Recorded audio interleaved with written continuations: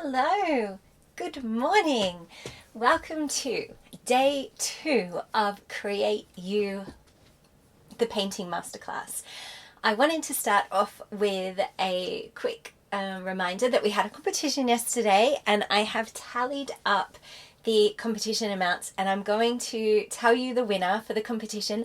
Remember, yesterday you entered a competition for a free month of my Art Skill Academy, which is just being launched in January. So you can decide, if you are the winner, if you want to take January free, or if you're like, oh no, I'll take February free. If you're already a member, then you're going to get that month credited. It's a really lovely place to hang out anyway, and it's a really lovely competition. So I'm going to announce the winner of that competition really soon. I'll just wait till a few more of you jump online. And then also I wanted to talk yesterday, the word that we were using for our creating yesterday was joy. And seriously guys, your window paintings filled up my Facebook thread and brought me so much joy. And I know from reading your comments to each other, they brought you guys as a community a lot of joy. I loved them. I loved the ones that were so much like you were like, I'm gonna copy exactly, do everything exactly, get the ruler out. And then I loved the people who were like, ruler schmooler, I'm gonna do what I want. And then people who changed the colors, changed the design, put a black cat in. You're always going to get extra bonus points from me for black cats. Vases, a chair. Like, seriously, I just think that was so inspiring, so much joy. So thank you so much for bringing me a lot of joy yesterday and each other. So competition winners, and what I did was I wrote down all the names of the people who shared the post from yesterday. And then if you commented and liked as well, you got 3 entries and so on and so forth. And so I've given everybody a numerical value. Kath has a random, have you got the random generator up? Kath has a random generator and she knows the top number and the bottom number. Yeah. Yeah, so that's the bottom number. Okay. And that's the top number. No, it's not. Okay, There's that's a higher. So she knows the top number and the bottom Can number. I have that piece of paper? But I want to, you have to tell me the number because I want to see who it is. I got the wrong top number. Okay. And she's putting it in this random generator, and then all the computer does is it just chooses one of those numbers, and we just find that it's easier for us that way because, anyway. All right. So the winner is, unlucky for some, number 13, who is... Number 13 is Marie Stokes. Yay, Marie! You have a free month. Kath's going to get in contact with you. Congratulations. I am going to run another competition for a different prize. I'm going to tell you about that at the end of this lesson because I'm aware that we need to get started. But I also wanted to end on a competition. So this competition winner is going to be, this competition is going to run for the rest of the masterclass. All right, so have a look here.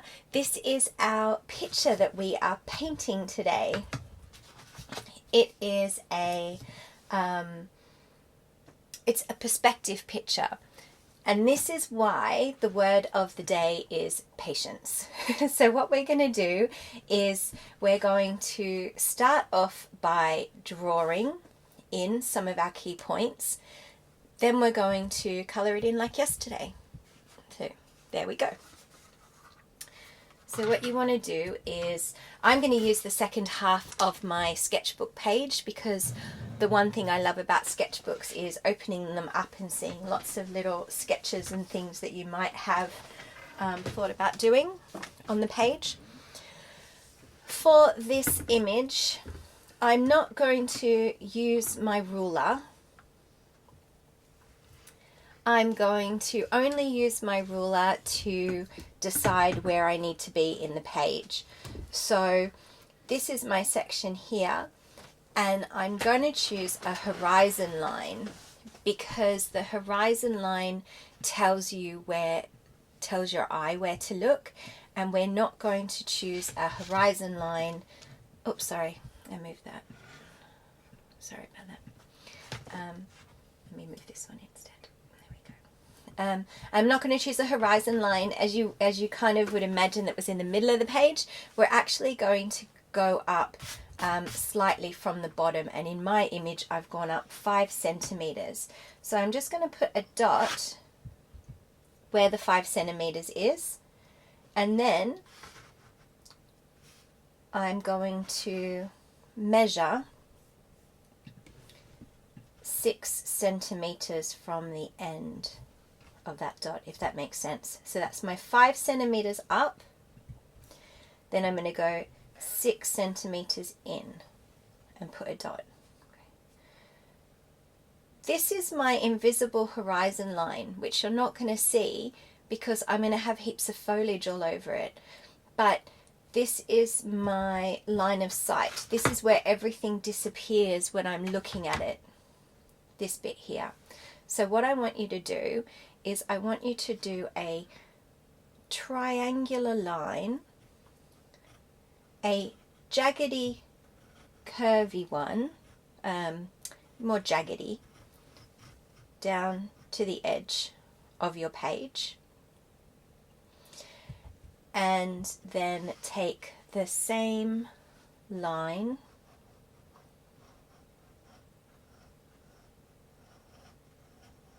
to the edge of your page that way. I think in my other preview one I've done it a little bit better because I'm actually doing it upside down now when I'm looking at my reference picture, because I put it the right way but then Kath turned it upside down. But that's okay, everything's fine. So this is where the point of which everything disappears. And so what I want to do from here is I want to go up and over. And that's my bit of tree. Then I'm going to go and take a little bit of a shrub there. That way I can put a shrub in front of it that's slightly bigger, and I can put another bit of hedge, and these are jaggedy hedges that stops there. So I'm kind of making curves come up like that. I find it easier to work from my line of sight as opposed to working from big to small in, but that's just a personal preference. I'm just going to measure from the path. Did that. And I'm just gradually taking these up so that they go up in a line like this as well. So I'm going to take my next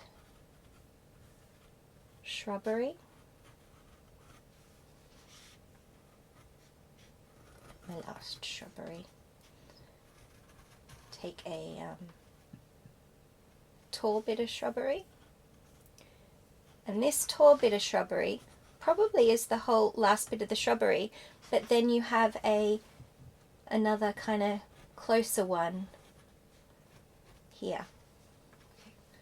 So hopefully that makes sense. There's really what, 1, 2, 3, 4 bits of lines along here, and 1, 2, 3, 4 bits of lines here.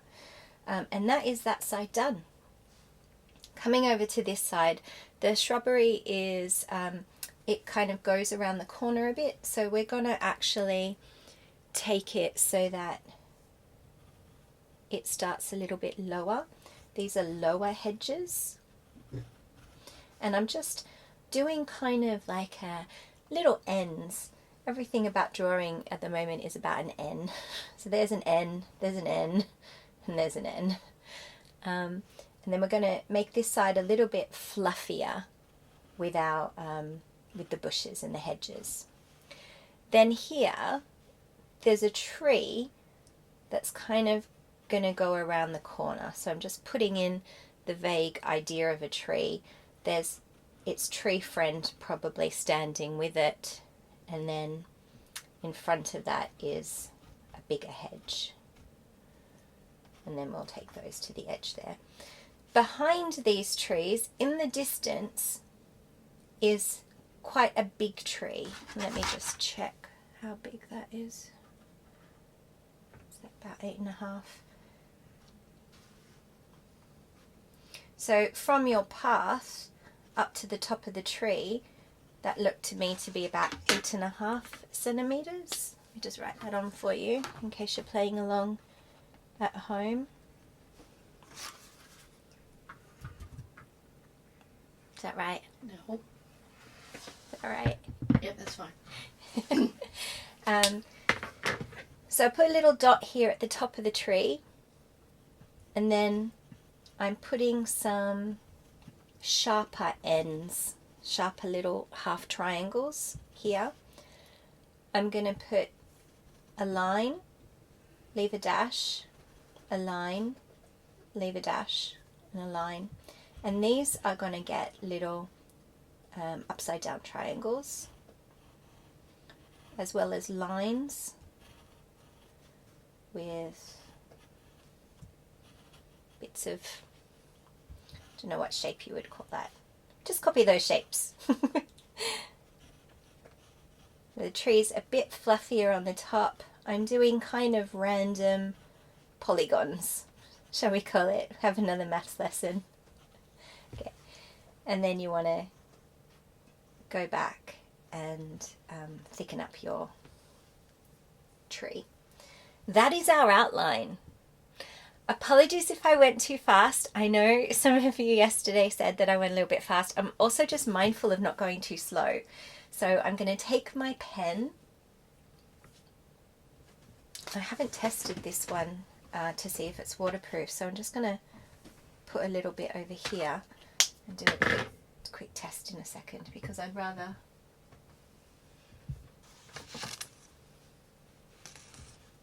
use that one. Mostly because I've lost the other one, but not exclusively.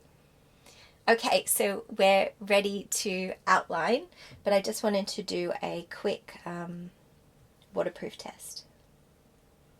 Yeah.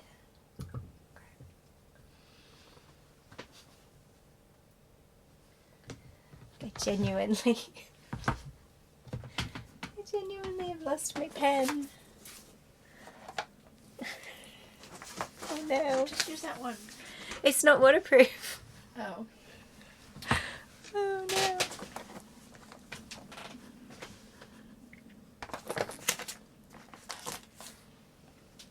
Well, at least this will give you time to catch up with your drawing.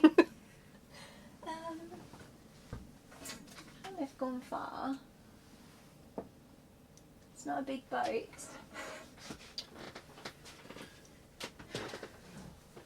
Why isn't that one waterproof?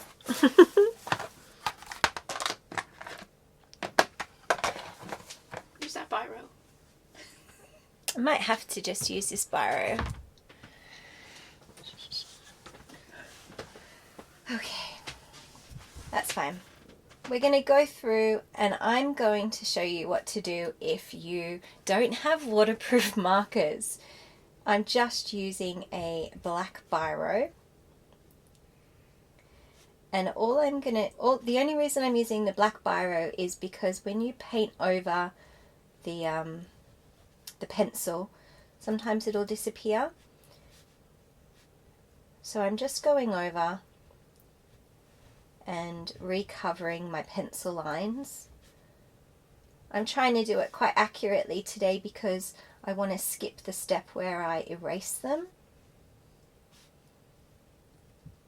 Some people don't erase the pencil lines either, especially when you're doing watercolor, because pencil lines in watercolor just add an extra depth.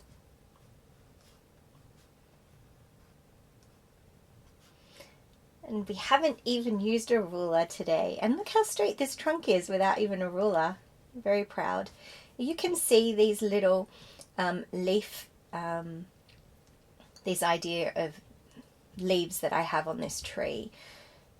They don't look like leaves at the moment. And I think that's part and parcel of painting and drawing and illustrating in this way, is that you kind of have to look at what the base shape of something is to get it correct. All right, there we go. I'm going to go over my my outline at the end and show you how to do that. I think some of you didn't have waterproof last time, didn't have waterproof markers last time anyway, so you maybe just tried not to take the watercolor up to the marker so much. Can you just push a book up so? Yeah, sure. There you go. All right.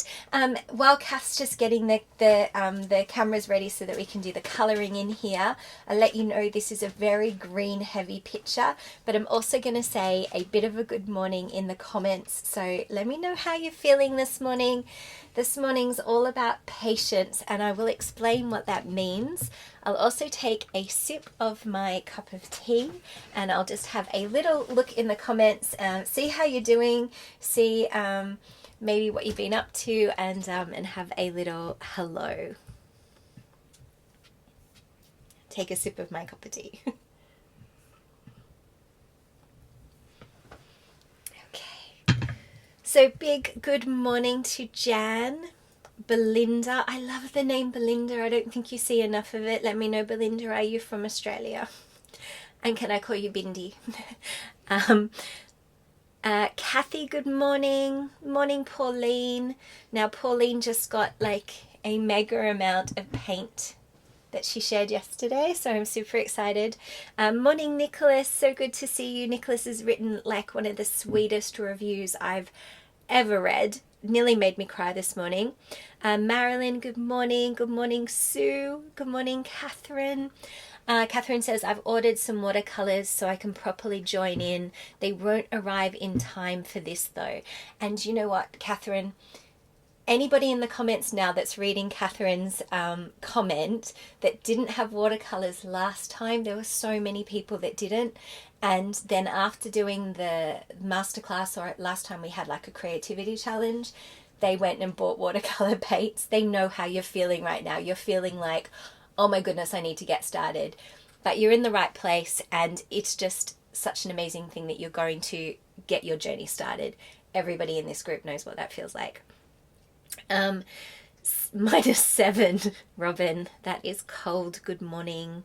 Good morning, Marilyn. Yes, congratulations, Marie. Congratulations to Marie. Kath's in the comments as well. Okay. Marilyn's watching while she's still in bed. If 5:30 is quite early, I'm running I'm going to do a live drawing session with you guys. I'm going to give you the links to that tomorrow because I feel like we've got enough going on, but it's one that you have to register for, and that's going to be more American friendly if you're on an American clock. So we're going to run that in the evening, but I'll tell you more about that tomorrow because I think 10:30 is quite early for some people internationally. All right, there we are. I can have my picture back. Have a look at it. All right, I guess maybe I could have just drawn it next to me and Kath didn't need to put it on another screen. Oh, it's such a learning day. Okay, now we have a line of sight. This is a perspective drawing because this kind of technique, this is a watercolor illustration with ink technique. It's not meant to be realistic. It's actually a little bit cartoony and a little bit fun. It's meant to be quick and not quick, but you know, it's meant to look quick. It's meant to look effortless, which is what makes it look so effective.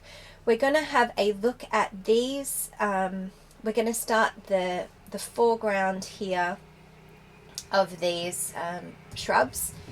That's going to dry while we go to this side. That's going to dry while we go back here. And we might do the tree in the middle as well. All right, so you're going to need to start with a basic green. Any green that you choose is fine. A middle of the road green is the best. And by that I just mean a green that doesn't have a lot of yellow in it and doesn't have too much blue in it.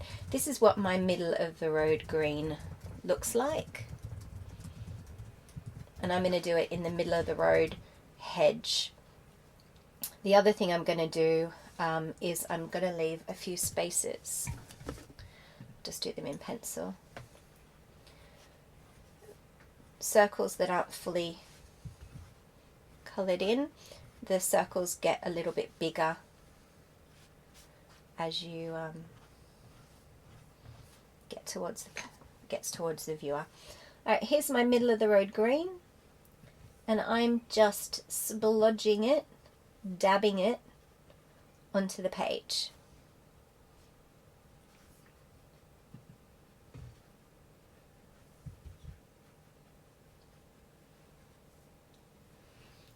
In the middle of my middle of the road green, I'm going to get a little bit of yellow and add it to that same green that I had.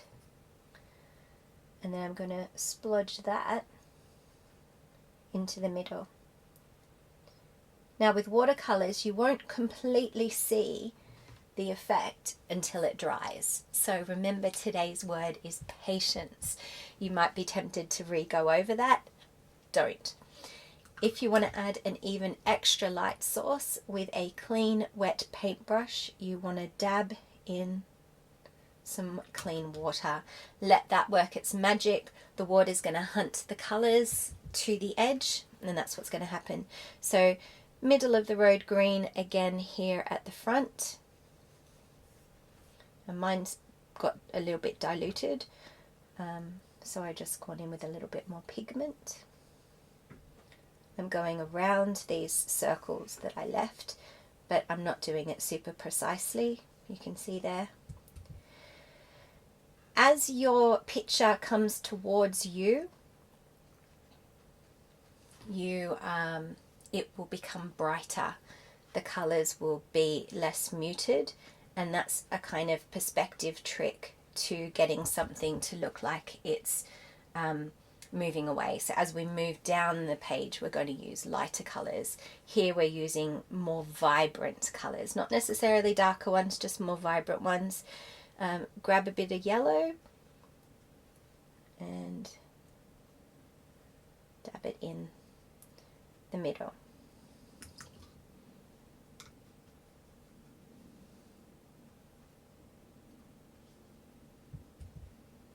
Okay, we're going to let that dry. We're going to go back to our middle of the road green, but we're going to make it a little bit more transparent by adding some extra water into it. And because it's climbing back into our picture, I'm going to show you this trick. Now this is your perspective trick. This is what I want you to play around with. You're going to add a little bit of purple to your green. Now it's not going to look like it's done a lot, but when you put it on, that one is going to look like it is further away than the bright ones. So you use the one shade of green for your middle hedge. You make it brighter and more pigmented when it's closer to you. When it's further away from you, you make it more transparent by adding water and a touch of purple. I'm going to let that one dry before I do that one so it doesn't end up too murky. And this is my grey bit here, and the great thing is that you can add yellow to make it what's it called, a bit brighter, but you can also then add the purple onto that as well. And that's over on that side.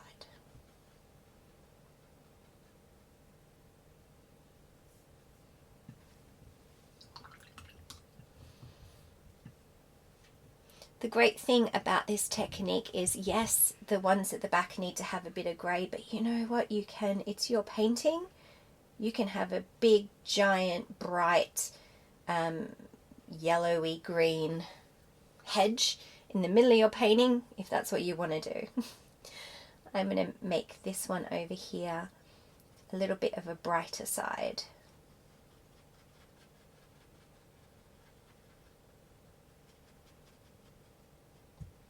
The trick with this green section is that you want to start off with your green, but you want to change the green slightly. I think I've got a video on YouTube that has how to make a variety of different greens, and that would be really useful in an activity like this. It's a really lovely kind of extra lesson if that's something you were really interested in, and that's already available. So remember this front one here, we want to go in with a brighter colour.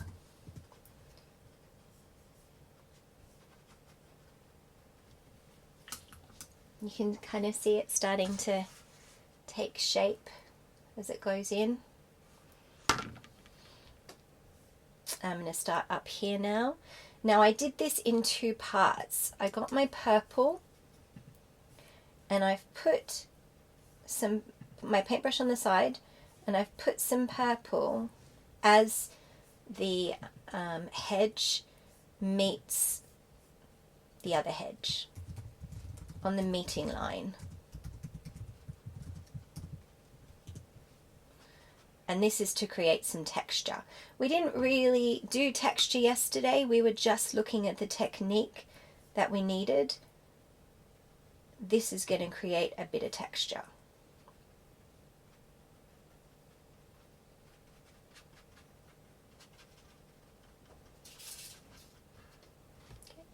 I'm going to let that dry. I'm going to have to grab my fan, I think, and let that dry, and I'm going to move on to this tree here. Now this tree here has the middle of the road green, but it has a bit of blue attached to it as well, so that the leaves are darker. They're further away, they're thicker, and they're darker.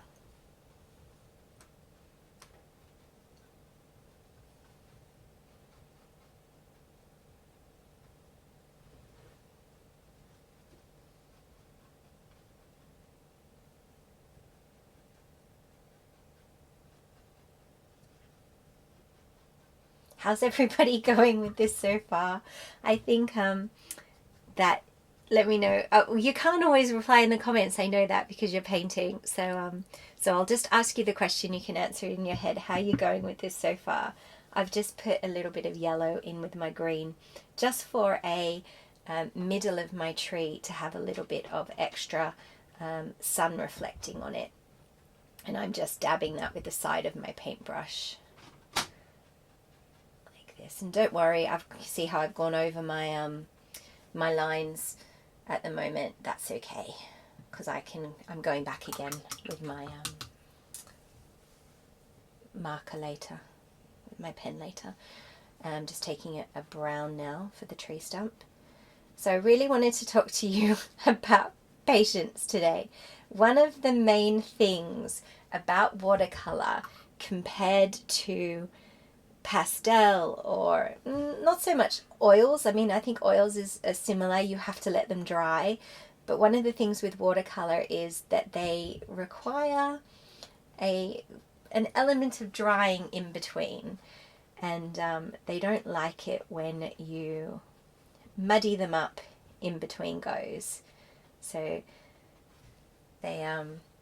so I thought patience was a really good word today. And also what happens when we are patient with our work is that we perhaps come back and do things more than once. So we might go, oh, this is a lovely design. Lots of you guys did that with your window yesterday. Oh, this is a lovely design. I'm going to try it again. I'm going to put a cat in it, or I'm going to put something else in it. And that's when it ends up looking really interesting. Excuse me for 1 second, I just got to get my fan.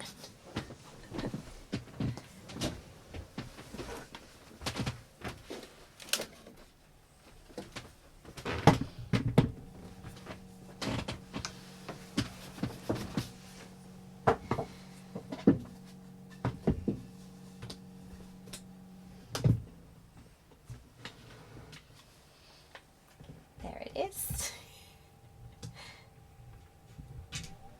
I just want that to dry slightly more than it is at the moment. This is my sketchbook, so it's not going to have the same response. The paper's not going to have the same response to the watercolor that this kind of paper does. And that brings me on to paper. If you are new to watercolor, you've probably checked out the price of watercolor paper and have gone, eek. And yeah, fair enough, but the paper you get really will impact the painting that you're able to make.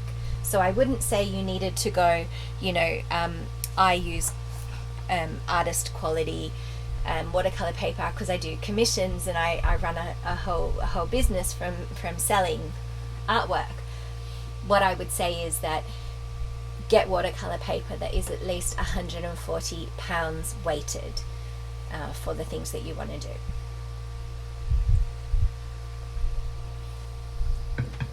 Let me just check the comments and see if how you guys are all doing with that. Kath's put the link to the Field of Flowers. It's a really lovely one. Penny, tomorrow we are going to be at 10:30 again. We're going to be the same time every day this week. And then when I'm running the live drawing class, it's a different class. I'm going to be doing it in the evening, but that isn't part of this masterclass. That's an extra special class. Marie looks like she's just found out that she won the competition. That's so cool. Belinda says these are great warm-up sketches. Very, very nice. I'm so glad. Before you spend your day on pyrography, which is that the burning of the wood? Is that what that is? Pyro sounds like burning. I would love to see what that looks like. Yes, Belinda, splodge is a technical term. Yes, Deborah, the heavier the weight, the less buckling, definitely. This is actually cotton paper. That's why you notice that it has this ridiculously beautiful edge to it, which I'm absolutely in love with. I'm in love with this for a sketchbook. I'm not in love with it to do a quick painting in a masterclass.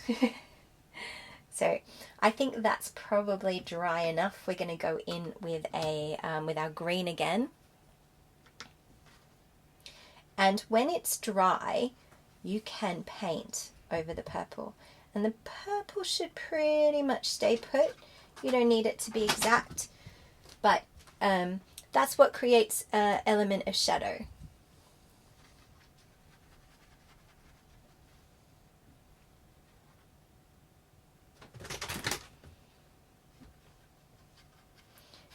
And I'm applying the paint in a kind of dabbing manner because it's foliage.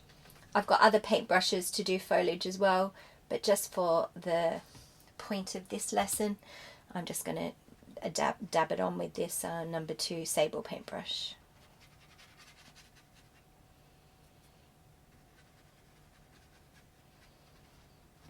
That is all our foliage done. Now I'm going to go in with some ochre, put my paintbrush on the side, and I'm traveling the paint from one side of the triangle to the other.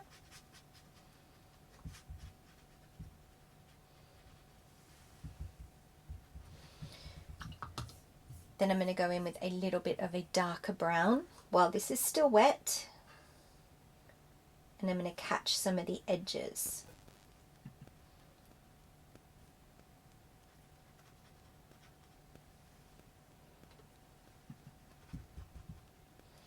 Putting a wet colour on top of another wet colour is called a wet on wet technique.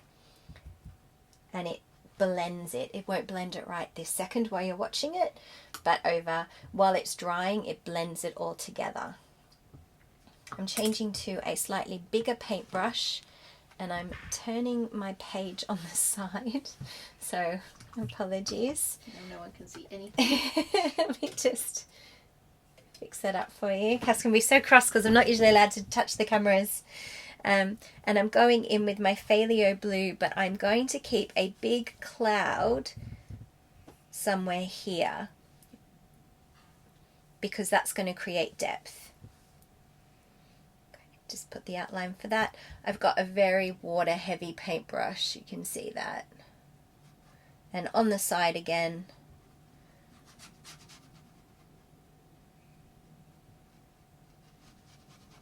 Now as long as your leaves are dry, you can tap them with a bit of water If they're not dry, the green will actually run into your blue sky. A bit of it might run anyway, depending what kind of paints you're using, but part of the success of this kind of painting is that if it runs a bit, it doesn't really matter because you're also using your outline. Because I'm trying to speed up for you guys, I'm not going to completely touch these hills because I can see that they're wet, and if I do touch them, see I've touched it there, it'll run in, but that's okay. You guys know you have to be patient. Now, some people who have a problem with patience, you might want to think of it this way. The same emotion can be applied for patience as for passion. Because if you're passionate about something, you're going to think about it all the time. You're going to work out how you can be better at something. And it's an action word. So you can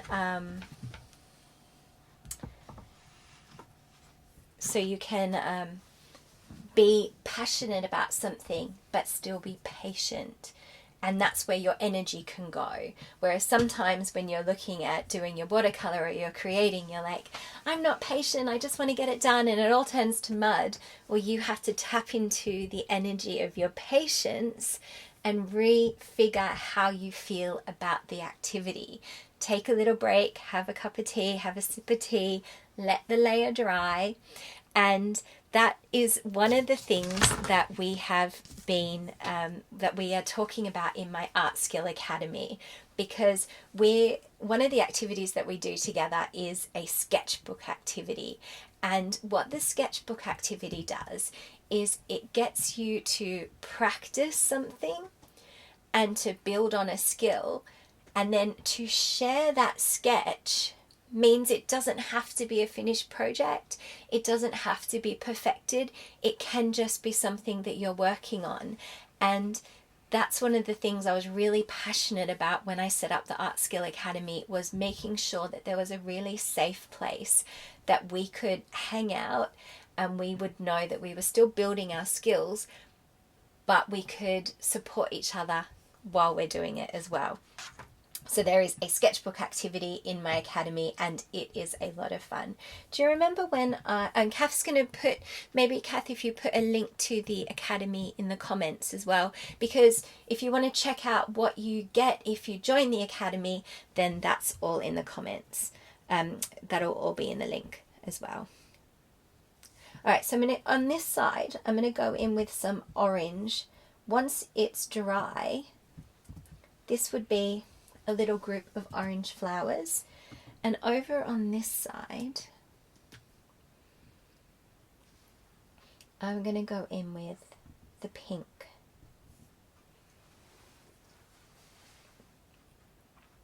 If you forget to leave these little white patches, you can go over it with with maybe like a blue color, or like do bluebells or something like that, or you're gonna need some white gouache.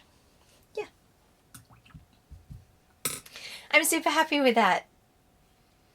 I hope you guys are happy with your paintings as well. Let me know in the comments how you've gone with it. If you're watching this on replay, just hashtag replay and write your comment, and I do check them as the day goes by.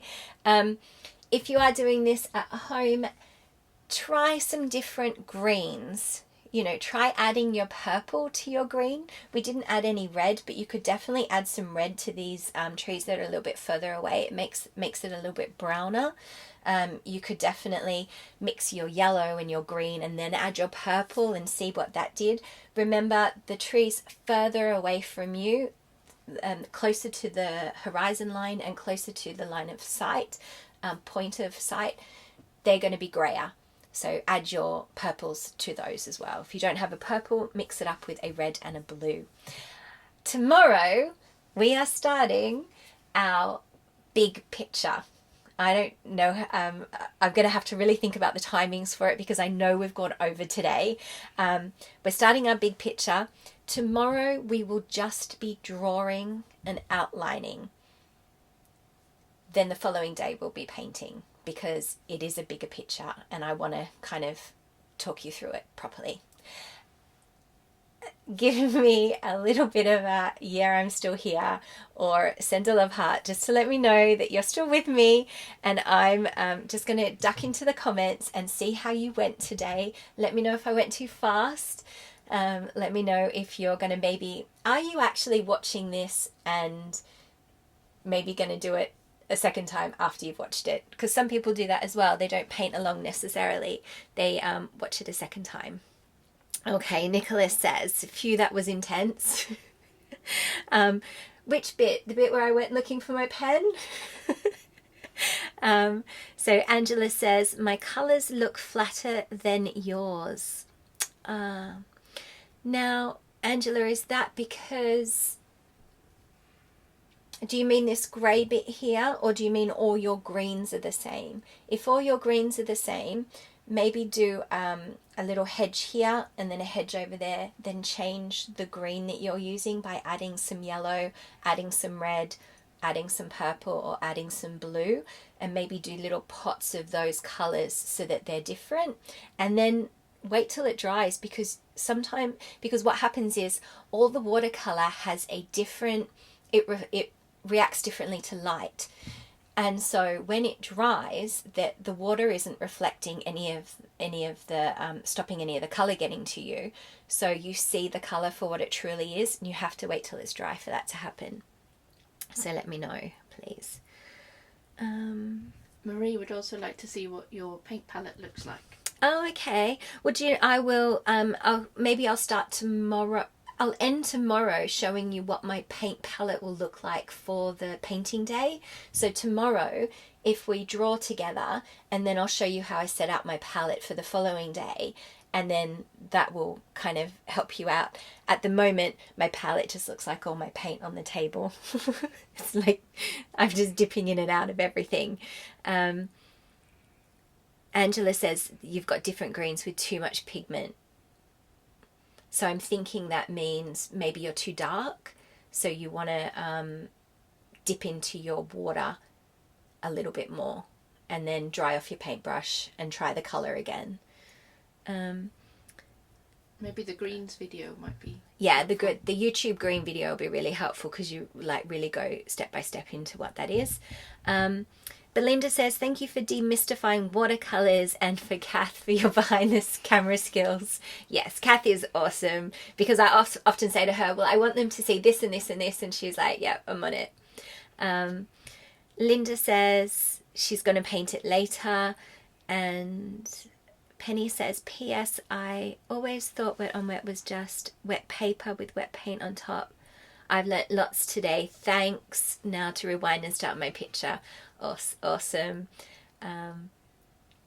Christine says I need to find a way to make my colours less dense. A few of you have said that, so I think I might tomorrow, after we've drawn our picture, I'll maybe just kind of talk to you about how to mix up your palette for the next day. I think that's kind of what it looks like is going to be the most valuable for you guys. Competition. Okay. For the new competition, which we're going to announce at the end of this masterclass, I am going to send somebody a sketchbook, and it is this sketchbook. It is one of the best sketchbooks I've ever had. It's, I think, 100% cotton paper. It's handmade cotton paper, which is why it has these edges, because it doesn't when they make it, it's handmade, so it doesn't have the edge to it. It's beautiful. It's great for sketching. There's a variety amount of pages. It has like a really lovely hardcover. Anyway, I can't speak highly enough about it. Somebody is going to win this sketchbook, and to enter, Not the one with the sketches in, a brand new one. Not this used one, but your own one. And also, if you're joining the Art Skill Academy and you are looking for a sketchbook for our sketchbook days together, just message me and I'll give you the link of some good sketchbooks as well if you're interested. But this sketchbook to some lucky winner, and I can't remember what the competition details were. I just just started talking about it and I can't remember what it was. Share your paintings in the group. Okay, so I think we were going to go with that, but you guys overwhelmed me, so we're not going to take the window paintings. What we're going to do is we're going to take the everyday. So what you have to do is you have to share your work from the day. So today will be the point of view picture, tomorrow will be the drawing, the day after that will be the painting, and the day after that will be the celebration. So you have to have shared 4 things over 4 days to enter, if that makes sense. So basically just participating every day, which is what most of you do anyway, and some of you participate way more than that. The reason for that is because the more interactive you are with your art practice, the more you can post in the group, the more you can share your journey, the more joy you get, and the more you inspire other people, and the more you commit to this journey. And you're not making your art precious. Sometimes artists only share things that are finished and you look at them and you go, oh, I could never do that. And it's like, oh, you didn't see the 10 other things that I did that didn't work, or you didn't see the 10,000 hours of practice I put in. So this group is all about leaving your ego at the door. Don't turn up with an ego to paint, and don't use your ego to share artwork. Share your process, share your thoughts, share your inspiration. And that's what this competition will be. So I'm anticipating that there's going to be a lot of entries, but do you know what? You've got to be in it to win it. And it is a little bit of fun. So enter that competition as well. I know I've gone over time today. My apologies. But I think it was worth it because this is a really lovely picture. These 2 sets of skills are going to stand you in good stead for when you're doing your big work. So that was the reason behind it, because we are building on our skills. I'm going to see you tomorrow the same time as today, and I look forward to seeing you guys. Thanks so much. Bye.